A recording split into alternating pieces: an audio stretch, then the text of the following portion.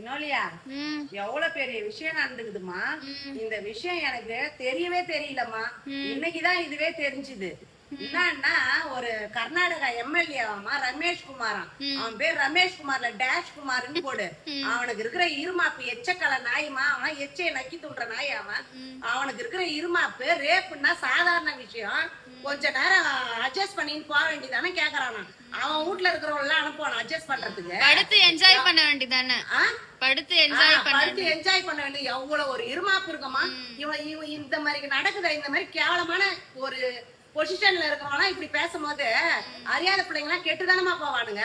இந்த தூமைங்கெல்லாம் இந்த மாதிரி இருக்கிறதுனால தாமா எல்லாரும் இந்த தப்பா நடக்க முயற்சி பண்றாங்க. இவனுக்கு எல்லாம் செருப்பாலேயே அடிக்கணுமா. அவனுங்கெல்லாம் இந்த ரேப்புன்றதுமா இவனுங்கெல்லாம் ரொம்ப சாதாரணமா போயிடுச்சு.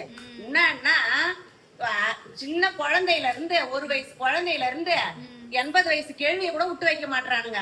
அவன் பேசுறான், அங்க உட்காந்து கேட்டு அக்கான்னு சிரிக்கிறாமா. அவன்லாம் என்ன பண்றதுன்னே எனக்கு தெரியலம்மா. இதுக்கெல்லாம் ஒரு முடிவு வரணும்னா நம்ம மக்கள் எல்லாம் ஜாக்கிரதையா இருக்கணும். இந்த ரேப்பெல்லாம் ஈஸியா நினைக்கிறானுங்கல்லப்பா. இவனுங்களுக்கெல்லாம் தகுந்த தண்டனைய கொடுக்கணும்.